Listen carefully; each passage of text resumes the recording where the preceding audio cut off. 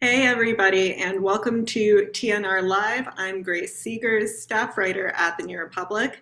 Thank you so much for joining us today for Working Toward Equality. As we approach the end of Women's History Month, I am joined by a standout lineup of guests to discuss how we move beyond performance and posturing to actually supporting women in the workplace. I'd like to thank the National Partnership for Women and Families for their support of today's important conversation. My first guest today is Senator Patty Murray, the first woman to serve as Senate President pro tempore and chair of the Senate Appropriations Committee. She is the lead sponsor of the Paycheck Fairness Act and a leader in efforts to expand access to child care and paid family leave. Welcome, Senator Murray. Thank you so much for being here today. Great to be with you. Thanks so much for asking. So I want to get started by talking about your position as chair of the Senate Appropriations Committee this Congress. That is a very influential and important committee, and it gives you a lot of influence in shaping the congressional agenda and conversation. How are you planning to use your position to urge action to advance gender equity and equality?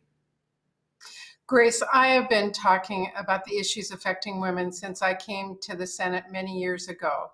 And now that I am the chair of the Appropriations Committee, the committee that decides the funding across the board for the United States of America, I'm bringing issues that brought me to Congress to the center of the table in the discussions that are important to families across our country. How do we make sure that every one of us, women and men, are capable of having a good job, taking care of our families, participating in our communities? And those issues essentially are what people call women's issues. How do we have childcare? How do we have pay equity? How do we have family leave so everyone can participate in this economy and make sure their family has what they need? Now, I want to dig into some policy specifics. You mentioned childcare. I know as a congressional reporter that one of the things that you are most famous for is being an advocate for childcare for decades and champion of legislation in the Senate. And last year, you and Senator Tim Kaine introduced a proposal on child care policy that was ultimately not included in the Inflation Reduction Act reconciliation bill. Do you think there's a chance to address issues of child care in this Congress, and what would that action look like? Well, this is such a critical question. I have long championed that for women to be able to participate in our economy, we need to have a child care system in the United States of America that actually works for families, that is affordable, that is close by their workplace, and that takes care of our children in a smart way. And then you can go do your job if you have that sense that your kids are doing well too. And I've championed this for a long time. We were so close last year in getting a bill passed as part of the reconciliation package. And at the end of the day, did not have quite the 51 votes we needed. But that doesn't mean we lost. We have gained so much. I mean, when I first came to Congress to talk about childcare and these issues impacting women, I was the one voice in the room.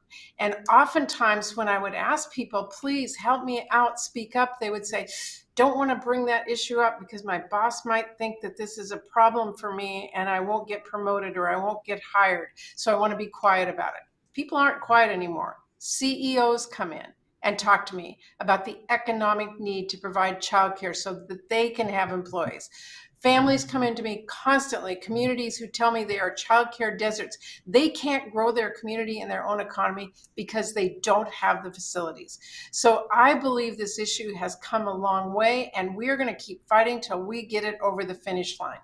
The one thing we were able to do last year is in the appropriations bill, we increased dramatically the funding for the Child Care Development Block Grant that helps supports community child care centers. But we are not there yet until we know that we have qualified people who can work in our child care centers, that we have the physical centers that we need close to where people work, and that we are providing subsidies for families so they can afford child care. Childcare is too expensive.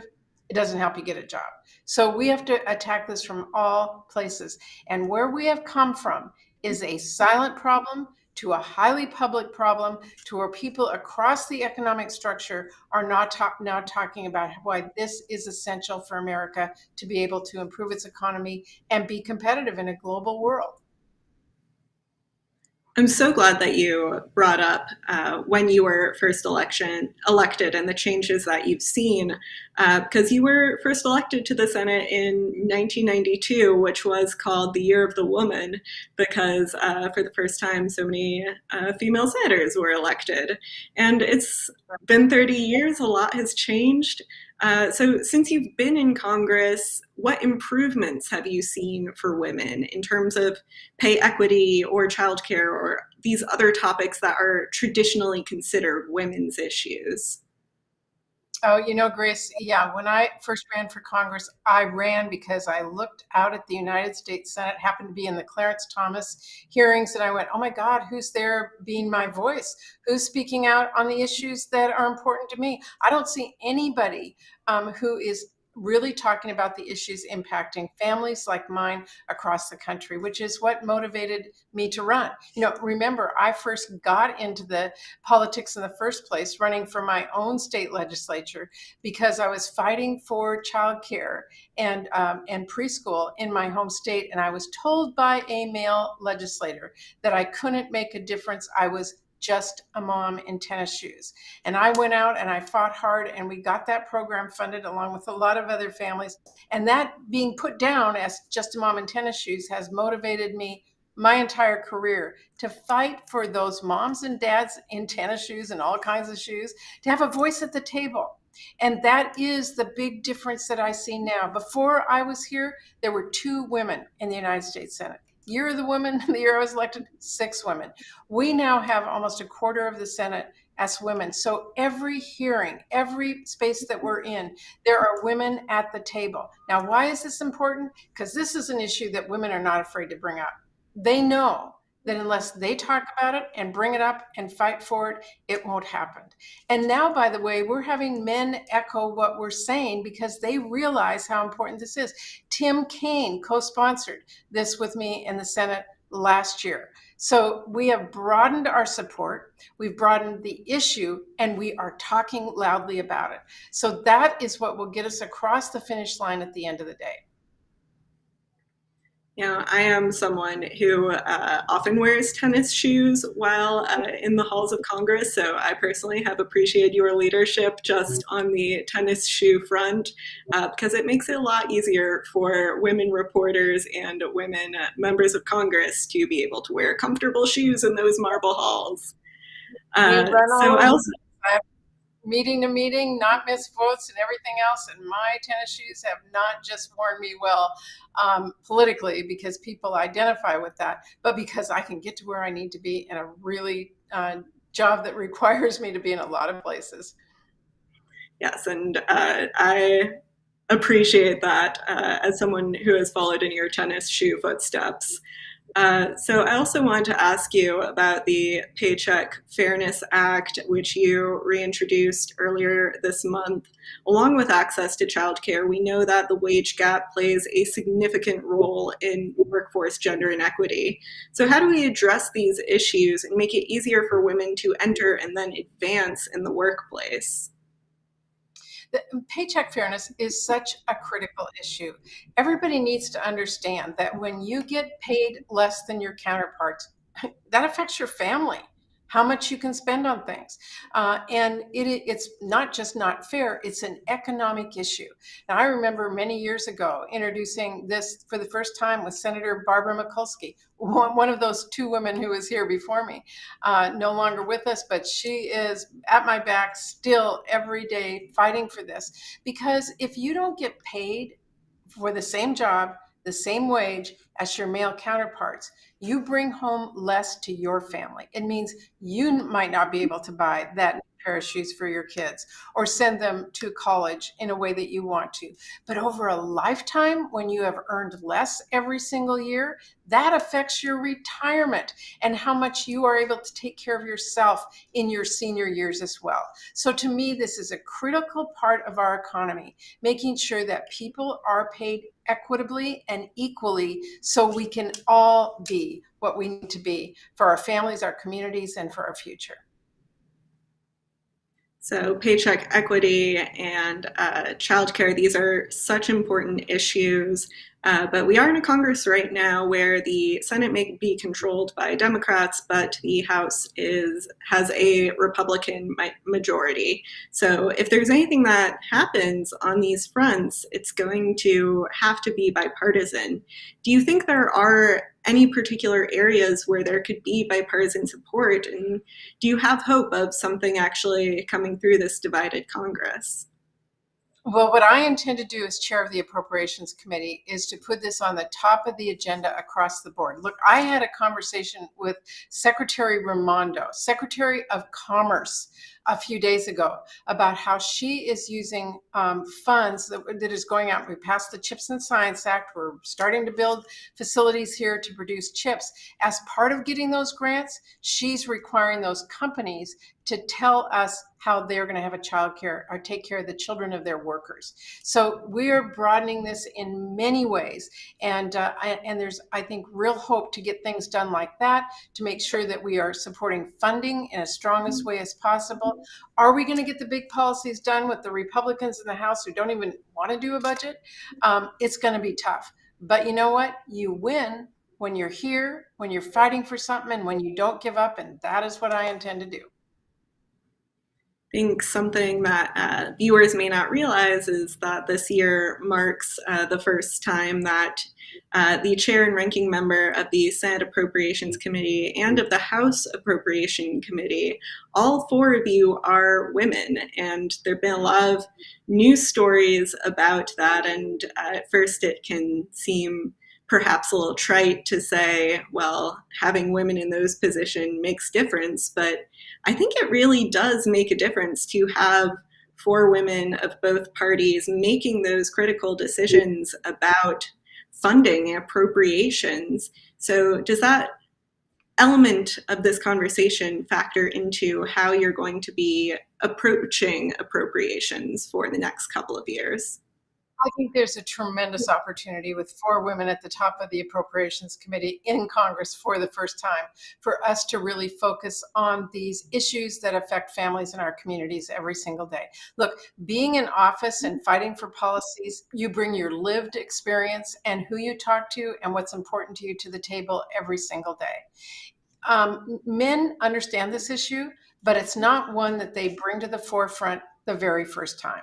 They want to talk about charts and graphs and big numbers and all the other things that they want to talk about. When we're at the table, we're talking about, first of all, what our priorities are for our families and our communities. And secondly, and importantly, women want to get the job done. We don't come here to say, well, we'll debate that next year, or we'll run on this in the next Congress. We really want to accomplish this. And I have seen that over my time in Congress for a long time, that women in general, at this point in time, really bring to the table the will and the desire to actually do the job, get the work done, and have accomplishments. And I think that will help us in this year when we're trying to write our budgets in a really challenging time. I would be remiss if I did not ask you about abortion. We saw the Dobbs decision come down last year that has already had far-reaching ramifications, not just politically, but also in terms of abortion access across the country. So how do you think it will continue to shape the political landscape, and what, if anything, can you do in Congress to address this issue? I think this is the biggest bell ringer I have seen in my lifetime to women who have fought hard to make sure that their choice, if they are to go to work, is to be able to work in an economically competitive way, that they have the skills, the salary, the ability, like family leave, to be able to have children and to be competitive. And for this Supreme Court to insert itself and take away a woman's right to make her own healthcare decisions is not just a health decision, which it really is, but it is an economic decision for women. And this is just really going to be highlighted until it's fixed, because women are capable, they're smart, they want to participate in our economy, they want to take care of their families. But when someone else controls their health care and their decisions about when they are going to have a family, it has a huge impact on them. I saw it in my own election in the last cycle that women came out to vote. They are not going to sit back and be silent. And yet, here in Congress, this very day, we have Republicans who are still going after more extreme measures to take away a woman's health care decision. We are still fighting those battles because Republicans have not learned the lesson that women vote, they care about this issue, and they do not want a politician deciding their own personal, family, health, economic decisions. So this is far from over. I want to follow up on something you just mentioned there about abortion access being an economic issue. Could you go into a little more detail about what you mean there and how this does affect women economically? You know, I have talked to numerous young women who are in college, who are in the early stages of their career, who want a family. They desperately want a family, but they want to be able to care for them and do it in a way that economically works for their family. If someone else is saying, "Oh no, sorry, you have to be pregnant," then you're not going to get your college education. You're not going to start your job out right. You're going to have costs that you can't afford and haven't planned for. That should be their decision. And right now, that is taken away from them. And, I just find it appalling. It's an economic decision for families. It is absolutely a healthcare decision. I could talk for 20 minutes here about women who have come to me who are pregnant wannabe and are in a very terrible experience in their pregnancy, can't find a doctor or a facility to help them with a healthcare emergency. It is a healthcare decision, but it is also an economic decision, and it impacts people's life, well-being, and health. And that's how women see it today. You just mentioned your own election, this past election cycle. I know that we are here in March, late March of 2023, so we've got a little while until the 2024 election. But I think there's some skepticism that the Dobbs decision will continue to be a motivating factor for the next year and a half and going forward. Sounds to me like you would disagree and that you think this will continue to be an important issue, but I was wondering how you think this will play into elections going forward. I think this is a huge factor. It makes a difference who your elected official is in Congress and at the local level on whether they agree with you that you should make your own economic and health personal decisions about pregnancy. And right now in the Congress, last night, we had Republican senators on the floor of the Senate holding up nominations of military personnel because they were mad at the military for saying that if you are pregnant and need to end your pregnancy because of rape or incest, that they will pay for you to go to another state to be able to do that, just your travel expenses. And Republicans are saying, no, no, if you're in Alabama and you're in the military and you're in a military facility, tough on you. I mean, this is appalling to me. We have a judge right now who's about to make a decision from Texas that will impact every woman in this country about whether they will be able to get a prescription for a product that most women use in abortions today and take that away from women, despite the fact that FDA approved this medication 20 years ago as safe and effective. We are about to have a judge decide whether Americans can use that across the board in this country, even in pro-choice states. So, Republicans can't stop. They want to keep on going every step of the way till they control women's bodies from every perspective. I see it personally, up close and front, in every negotiation I have here in Congress, in simple things like whether or not somebody should have a military increase, or whether or not our VA can provide health care for our women veterans.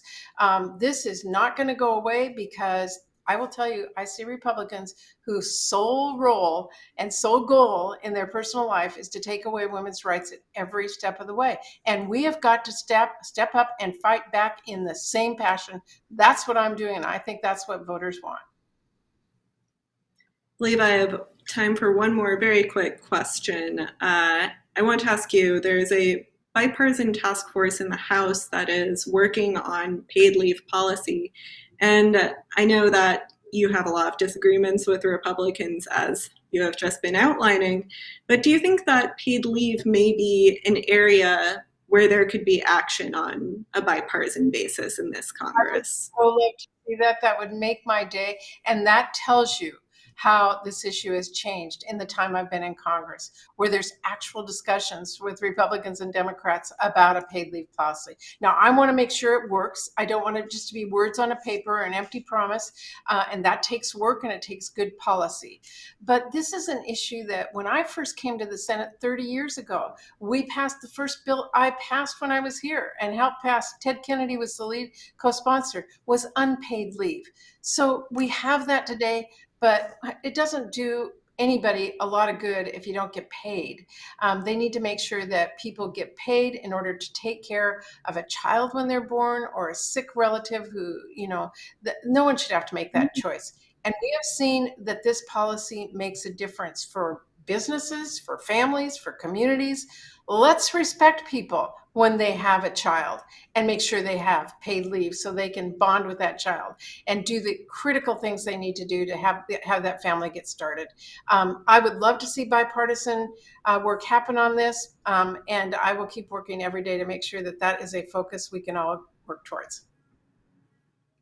Senator Pine Murray, thank you so much for joining us today. It's been a real pleasure talking to you.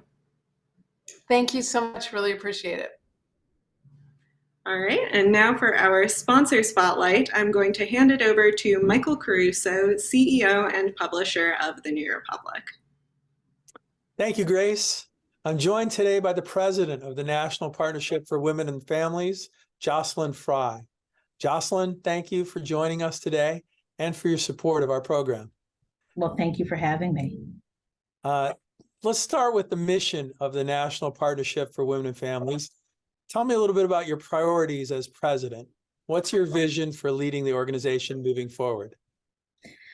Well, our mission is to very simply make sure that women can lead the lives that they want to lead. And we have for over 50 years now, 51 years, worked to advance economic justice and health justice and civil rights and reproductive freedom, all with an eye towards making sure that women have the ability to navigate the many different aspects of our society in a way that fulfills them, personally, professionally, in terms of how they live their lives with their families and their communities. And, our work more broadly is really trying to make sure that gender is never a barrier to the world that you want to live in, whether it is the work that you want to do, how you receive health care, how you interact with your families or participate in the community. And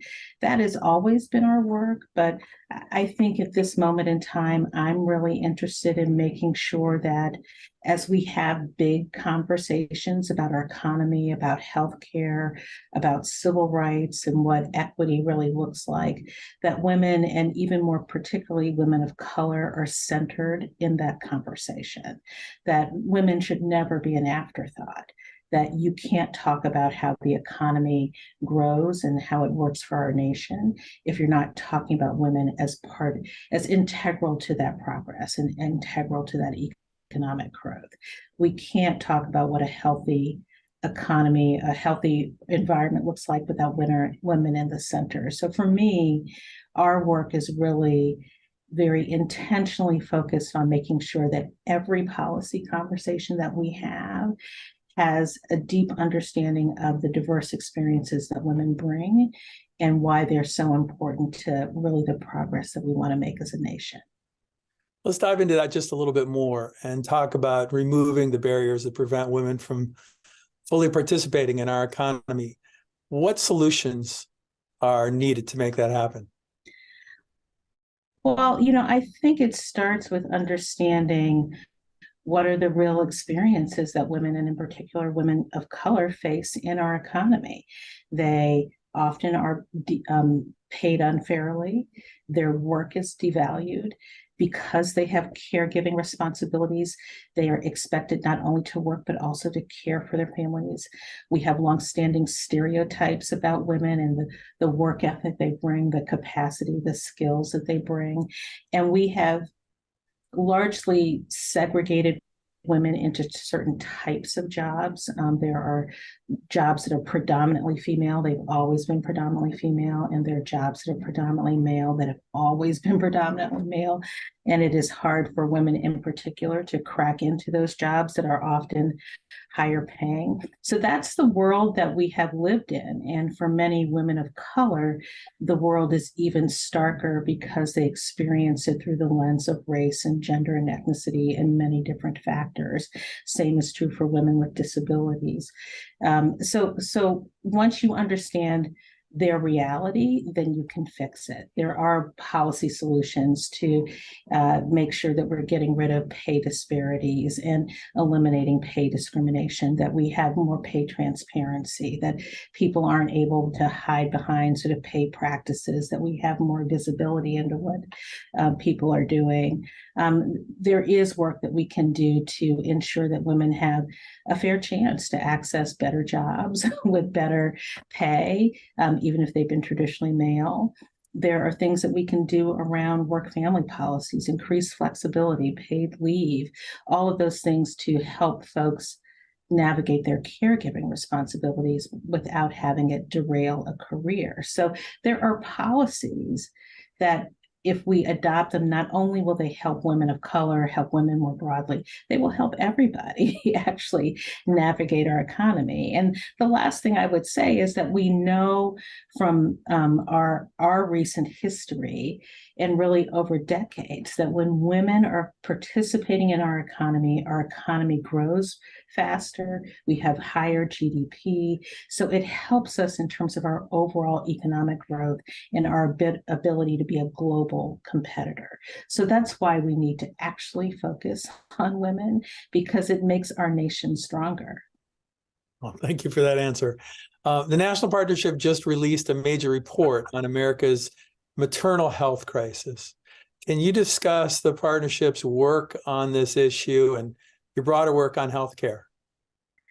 Absolutely. The numbers are staggering in terms of the inequities that are encountered, particularly by Black women and Indigenous women in terms of maternal health. We already have rates that are too high around maternal morbidity, but they are 2 to 3 times higher for Black women.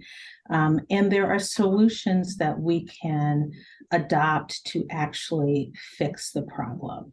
And we ought to be really intentional about making sure that there are a diverse number of providers available to all patients, that we are paying very close attention to what are the incentives for healthcare providers? Are they incentivized to provide the best quality care, and that's actually how they get paid? Or are they just incentivized to have as many people come through the door as possible, right? Like if we change those incentives, we might actually get better outcomes. What can we do to tackle structural racism, the ways that providers and healthcare systems have been built in locations that are inaccessible for communities of color, where some services aren't available, where assumptions are made about the patients. Like, what can we do to actually tackle those problems head on, right? We have to be actually really intentional about ensuring that the healthcare landscape that we are creating for all patients, but particularly for moms, are ones that are likely to ensure that folks actually have the health care that we need. So for our work, not only with respect to maternal health, but just health more broadly, we are really focused on what does it mean to have an equitable healthcare system?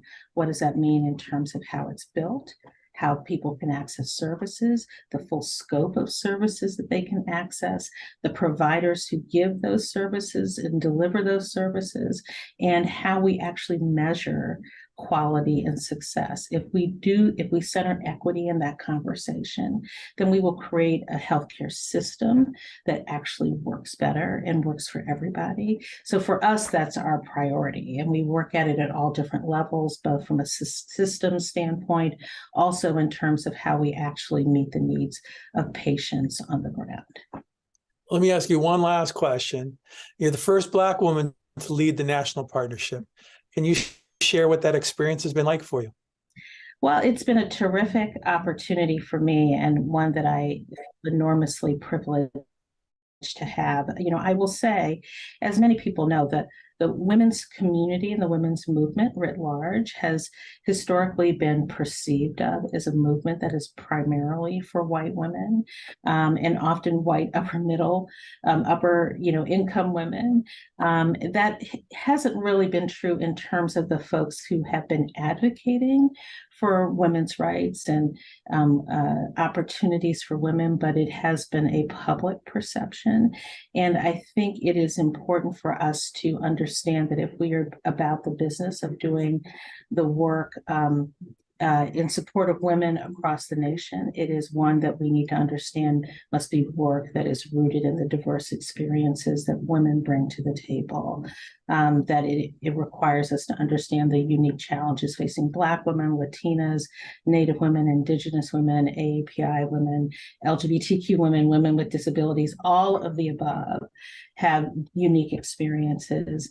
And I think when I think about my tenure at the partnership, it is, I think, with an appreciation for the fact that you cannot sort of meet the needs of women if you're only really focused on one group of women. That your challenge and your task is to be really inclusive and deepening your understanding that people's experiences are different. And that our task, our role, our job is to advocate for policies that serve all of us women. If we are not addressing the pay gap experienced by Black women and Latinas, then we're not really fixing the pay gap. If we're not dealing with the health challenges facing Native and Indigenous women, then we're not really dealing with the healthcare problems that they're facing. If we're not dealing with disproportionate amounts of sexual violence targeted at AAPI women, then we're not really dealing with sexual violence. That our work requires us to be intersectional. It requires us to understand that not all women experience the same thing.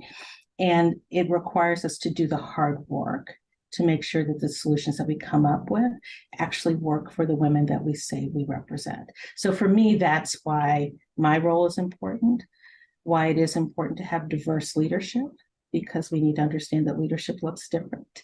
And that just as we've had a movement that has been led by white women, that it's important to have a equally, if not more powerful movement led by women of color, right? Like both can be true, and that our movement will not survive if we do not have the diverse representation of leadership that it deserves. Jocelyn Fry, President of the National Partnership for Women and Families, thank you for doing the hard work, and thank you for joining us. Thank you for having me. It's great to be here. All right, and now for our next panel, please welcome Hannah Williams, the CEO and founder of Salary Transparent Street, the popular social media channel asking Americans, what do you make? Danielle Dickens, Associate Professor of Psychology at Spelman College and a member of the first cohort of the Urban Institute and Goldman Sachs 1 Million Black Women Research Partnership, and Ashley Marchand-Orme, Director of Corporate Equity at Just Capital, nonprofit research organization working to catalyze corporate leadership to take society's most pressing challenges. Thank you all so much for joining me today. I am very excited for this conversation. I just wanted to start with a question that was actually suggested by an audience member. And I think before we get started with our larger conversation, it's really important to clarify terms and figure out what we're talking about here. So when we talk about gender equity, Danielle, I'll start with you. What is the difference between equity and equality, and how does that apply to women's participation in the workforce and to the wage gap in general? Yeah, that's a great question. In particular, when I think about gender equality, it's recognizing that we're giving everyone the same amount of opportunities or resources that, within a particular context of the workplace, that we want to make sure that employees have the resources that they need to succeed and to do their job effectively and efficiently. But when we think about gender equity, it's recognizing that individuals have different circumstances, different, I say, intersectional identities that will then impact the amount of resources or support that they may need, where some may need more than others. And so when I think about it from a, intersectionality perspective, as it relates to equity, that looking at individuals' different intersecting identities in addition to gender, but then we think about race, ethnicity, social class, sexual orientation, et cetera, that if they are further marginalized due to those other identities, then that would mean that we need to think about providing certain resources and support to make sure that they are successful in their job and successful in life in terms of the pay gap and salary inequalities. Is that we know in terms of the statistics of how every cents that women make relative to men, and then it's even lesser for women of color. And so recognizing those inequalities is what's important to think about. What can we establish, what we can do at a structural level to make sure that we are providing equitable resources to women in the workplace. I'm really glad you brought up that sort of famous statistic of women, generally speaking, make 82% of what men make, I believe. But that's so different when you look at Black women, when you look at Asian women, Hispanic women. It really, there are a lot of factors that come into this. And speaking of that equality of pay, Ashley, I'll turn to you next. Just released your report on March 14th, which is Equal Pay Day, on gender pay equity analysis at large companies. Could you tell us a bit about what you found in that report, and was there any data there that surprised you? Sure. And of course, at Just Capital, we're a nonprofit organization, and we recently took a look at companies that we rank from the Russell 1000 and found that 32% of the companies that we analyzed reported having conducted a gender pay gap analysis. The good news is that that's an increase over the 23% of companies that reported doing the same when we looked at this data last year. So there's been some improvement. However, there's still a lot of room for improvement there, because still 68% of companies in our analysis this year still are not reporting having conducted that gender pay gap analysis. Also relatedly, we saw that just 14% of companies are actually disclosing the results of those analyses, or that actual ratio of women to men's pay. So that's another area where there's room for improvement to actually share that data. And what we're seeing is companies tend to withhold actually sharing the results of their pay gap analyses until they've actually gotten close to that 1-to-1 ratio of having pay equity. So that means that there are a lot of companies that are still not conducting these analyses, and that companies may be shy about actually reporting when they're not close to that 1-to-1 ratio. Was there any particular data that maybe came as a surprise to you, or that you hadn't been expecting? I think the fact that we did see a good uptick between last year and this year was a little bit surprising, because this number had stagnated. The number of companies actually disclosing that they'd conducted a pay gap analysis had stagnated over the last couple of years. But I think we did see an increase in part due to increased institutional investor pressure on companies to be paying attention to these pay gap analyses. So that is one area that we're going to continue to watch, is that investor pressure, whether that continues, and what that means for this number of companies that are actually disclosing this information going forward. Oh. And Hannah, I'll turn to you next, because as we're having this conversation about compensation and pay equity, this is something that has just been considered taboo for so long, and Yeah. it feels so uncomfortable to talk about. And that's a norm you are overtly challenging with Salary Transparency Street. Could you tell us a little bit about what you're doing with Salary Transparency Street and what that project is that you have? Yeah, so Salary Transparency Street is really just a content creation venture of mine where I literally go on the street and I ask strangers what they do for a living and how much they make to try to challenge this taboo. Yeah, really, like, I was motivated to create the account just by being underpaid in my own career and finding out. So I was like, this doesn't make sense. Like, I can't wrap my head around the idea that for decades we've been putting the onus to be paid fairly on candidates instead of the companies who know their budgets, who have access to the same market research that we do. I think that it's really cool, and I'm so happy to hear the data from Ashley that we're seeing an uptick in companies reporting this data. We have ways to go, but at least it's an improvement. And so that's encouraging to me, because I think it says that not only Gen Z, but by having these conversations, like with our page and just in general promoting the value of these conversations, we're putting a lot of pressure on corporate America to see this as something that they need to implement and they need to normalize. We're demanding it on social media. We're slowly knocking on that door in interviews, and asking for the budgets and what the salary requirements are. We're flipping that question to recruiters and to companies, which is what we need to do to continue to push this needle forward and demand it to be normalized in our systems. I think it's really interesting. I think that it's not, some people think that having these conversations is nosy and it's rude, but really it's valuable. You don't know how much you can make unless you hear it or see it as fact, that this company is hiring for this role, or you find out that your colleague is making X. If you're not comparable, that can come as a shock, and it would have gone completely unknown unless we had these conversations. So I think it's really valuable. I think it's cool stuff that we're all doing on this panel here. And Hannah, if I may, I think you bring up some really interesting points. And actually at Just Capital, we conduct extensive polling of the American public. And one of our polling tools is our annual survey on the priorities of the public, in which we poll Americans about some very specific things related to social issues and also environmental issues. And one of our questions was about whether CEOs had a role to play in addressing certain issues. And the top three issues that were cited were actually, number one, addressing gender equity, number two, income inequality, and number three, racial equity.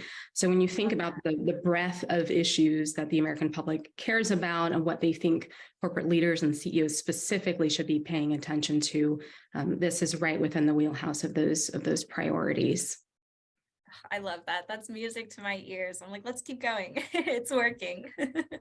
Yeah, I really love that we're bringing up the structural issues here, because I feel like, especially as women, we put a lot of pressure on ourselves and think that we're the only variables here. And instead of looking at it as maybe companies owe us the other way around.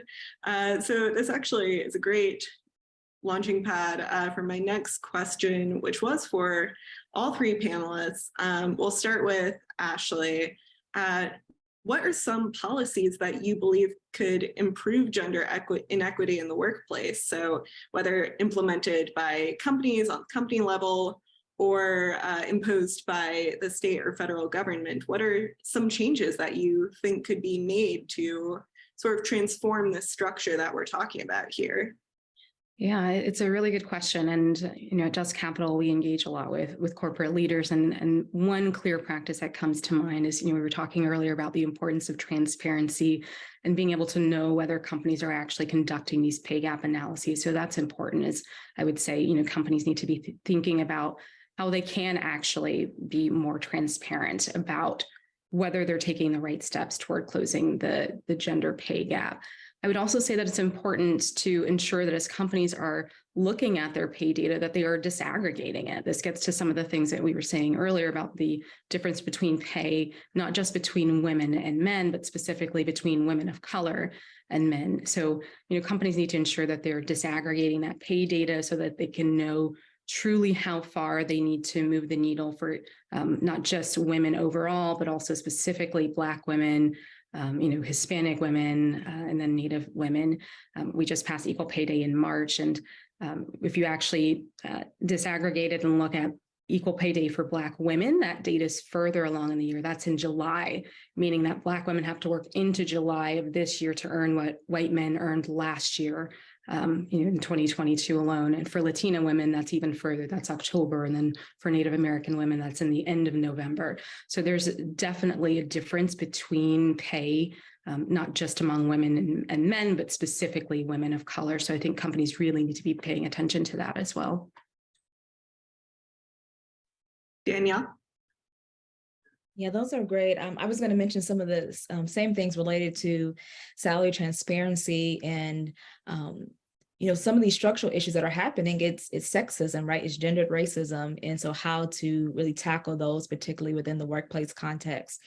And also, I think related to this of, salaries, that we know that there is this, occupational segregation, right? Where a lot of these are based on people's cultural perceptions of women being in certain particular lower paying salaries, more so around, caring type of professions, or even men and women who are in this same field, but men tend to have and hold more higher levels of leadership positions relative to women.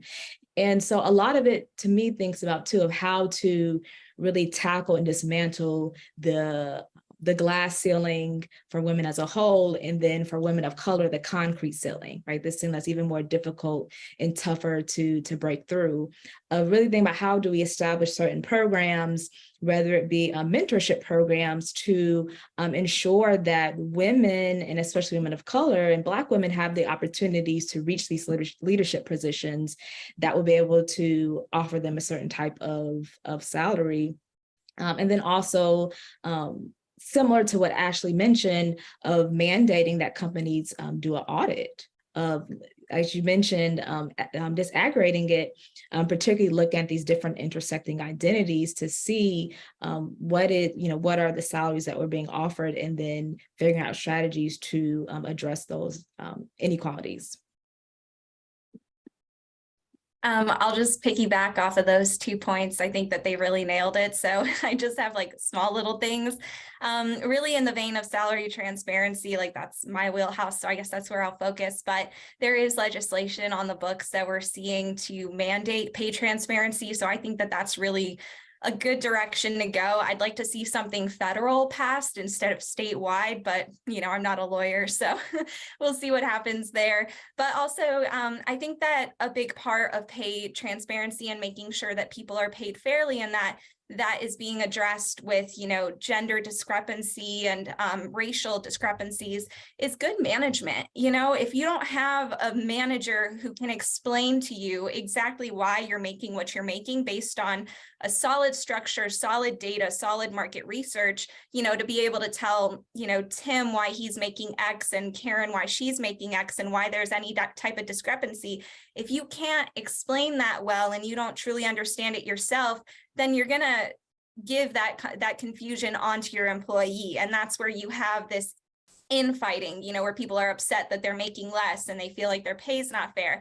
If you have good management, you can really try to mitigate those problems and better address pay discrepancies between different races and different genders, which I think is something really that we need to focus on. Also, the occupational segregation, which I like to think that my page is hopefully helping a little bit, is showing people what is out there, what different careers you can do and how much you can make. I feel like a lot of women get pigeonholed into nursing and teaching, but they're interested in trade, but they don't see the representation there. If we can demonstrate on our page that women can work in the trades, and they can make X, and this is how you do it, if you give them kind of that representation and something to look at, it's more exciting and it gives them that opportunity to dive into something that's new. So I think just showing what's out there, having more transparency in our conversations about careers and money, and making sure that companies really prioritize good management, and that those managers also get good coaching. If I may chime in with just one more quick comment, I think this is fascinating, and I'm glad, Danielle, that you brought up the point initially about occupational segregation. That is something that people have increasingly been paying attention, have increasingly paid attention to over the past couple of years. One thing for people to keep in mind is that when we're thinking about the overall pay gap between men and women, I've seen studies out there that about 15% of the pay gap is attributable to occupational segregation. That other 85% is literally just ensuring that men and women within the same occupation are still paid the same amount. And so there's a lot of room to grow there for companies for sure. So definitely an important issue.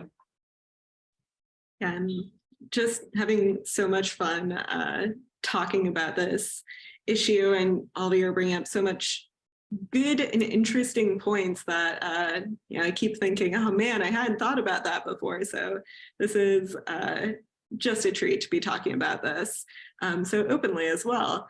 But Danielle, I also want to talk to you about some of the research that you do specifically on identity shifting and how that factors into the workplace, particularly for Black women. And I was hoping that you could tell us a little bit about that research and what that means. Yeah, thank you for asking that question. So I started to do this research when I was a graduate student, and it stemmed from my experiences navigating a predominantly white space as one of few Black women. And I found that I was engaging in this type of coping strategy called identity shifting, which many people are familiar with code switching, altering the way that you talk to sound more professional or sound quote unquote white. And so what I found, though, by my own experiences in doing research with Black women, that they were also altering the way that they spoke, which is the code switching, but also the way that they presented themselves, their appearance.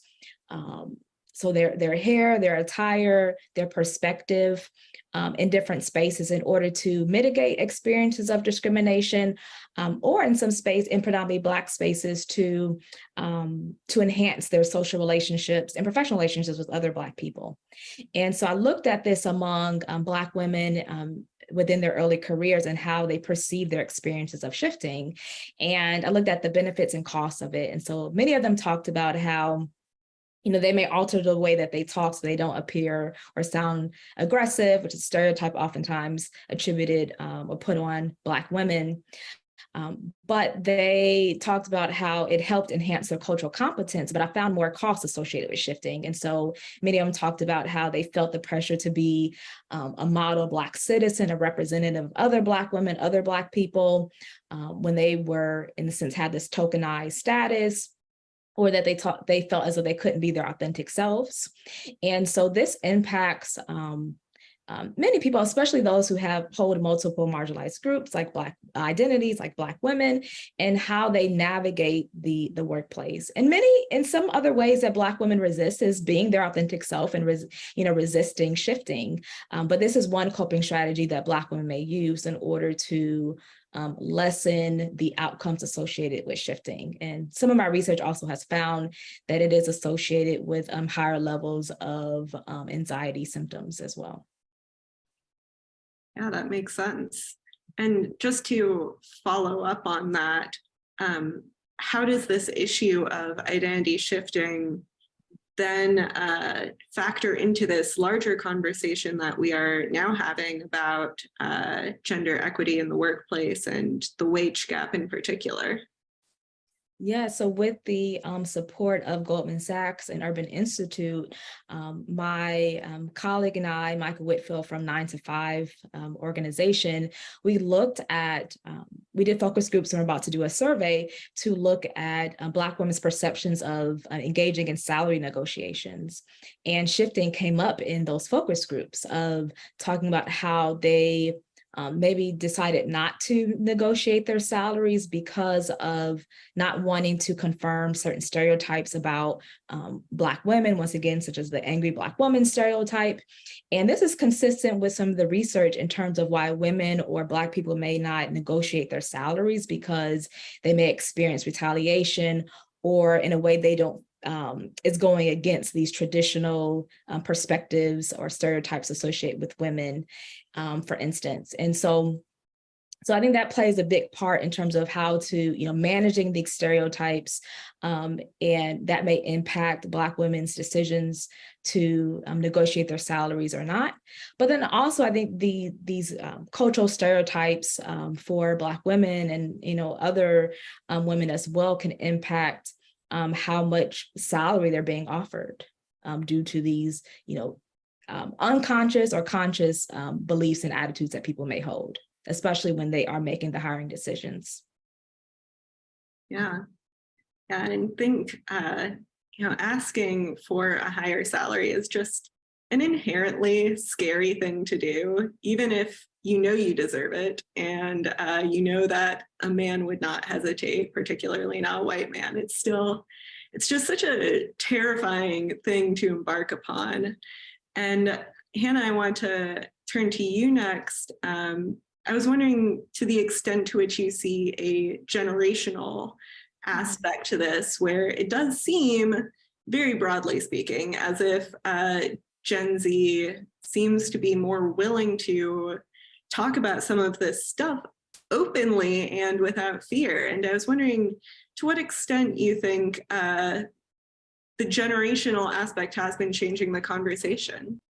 Yeah, definitely. I call myself a geriatric Gen Z because I'm like 96 baby, so I'm right on the edge for millennial and Gen Z. But whenever we talk about how great Gen Z is, I'm like, yep, I'm Gen Z. That's my group. So I'm really proud, honestly, to be like grouped in the Gen Z bubble, just because they are making change. And I think that it's our access to information, it's our access to the internet, really stimulating these conversations. And I think that when you have these numbers and these conversations just right in front of you, they're not, stigmatized. You don't even hear the conversations about, oh, that's rude yet. Like, that hasn't been drilled into you yet. And once you see the value of how these conversations can help your career, it doesn't make sense to be quiet about it once you've seen the value. And I think that a lot of people now coming out of college and entering their careers are also entering a different workplace, like a different environment for their careers. We have crazy inflation, cost of living is through the roof. Lots of us can't even think about buying a house. That's decades out in the future. It's a different world than our parents grew up in and graduated from college into as well. And so I think for us, we are motivated by money because we need it to survive. We need it to start planning our lives and our families. And so when you see the value of having these conversations and someone tells you, well, that's rude, but this conversation helped you negotiate a $20K difference that you weren't even aware of, it's a no-brainer. We're going to keep having those conversations. And to piggyback on what Danielle said about salary negotiation, I really can't, I know that everyone says you should negotiate your salary, it's important, and I don't disagree with that. But my frustration with, talking about the pay gap and negotiation as a solution to that is that we do see data that shows that when women negotiate, they still get less than their male counterparts, especially Black women. Any group that can be a victim of bias is still going to be victimized in these situations. And it doesn't make sense to me that salary negotiation is a solution to the pay gap, because if I'm being hired for a job, they're looking at my education and my experience, not how well I can negotiate. So why should my salary, which, should be dependent on everything on my resume, be affected by whether or not I choose to negotiate for that salary? People have different personality traits. Some people are shy, some people have anxiety, especially minority women are worried about, code switching and how their personalities can be interpreted by a hiring manager who may or may not be racist. When you put all these things and stack them against women and say, oh, well, you should just negotiate, then you won't be underpaid, that's not really a valid argument to a lot of women, and it's not going to solve the problem. So having these conversations and promoting transparency, and then ultimately making that the standard system that companies abide by when offering salaries, will solve a lot of these problems that are based on personality traits and people's inherent biases. That's such a great point. And Danielle, I would go back to something that you were suggesting earlier too, which is the whole negotiation process is actually more risky for women of color. You're more likely to face retaliation. So, to your point, Hannah, and this is about thinking about more than just negotiating salaries. It's just for corporate leaders an opportunity to really think holistically about practices and culture internally. So it's not just a check the box. We've disclosed our, pay gap analysis and our results. It's more saying, how do we understand how our practices internally are actually helping or hurting, and where can we make improvement? So such a good point, Hannah. Great. I think we have time for one more very quick question, which I had for Ashley. I want to end on a positive note. Is there any company that you think in your research is getting it right and is taking positive steps towards addressing all of these things that we've just been talking about? I love pointing to where, practices are healthy and helpful. And, I mentioned earlier that we've got now more companies than ever before actually disclosing their pay gap analyses. So rather than point to one specific company, I will say that we realize companies are all starting at different start points, right? So some companies have done some work, some companies have not.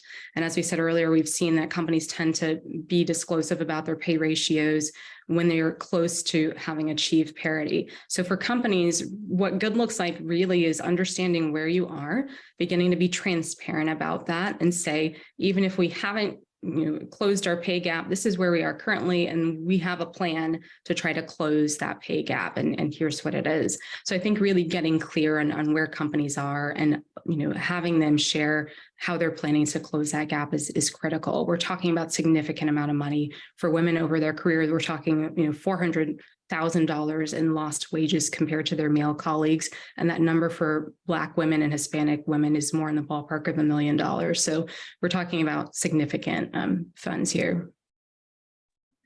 I could keep talking about this topic for literally hours because this is just so fascinating, but unfortunately that's all the time that we had today.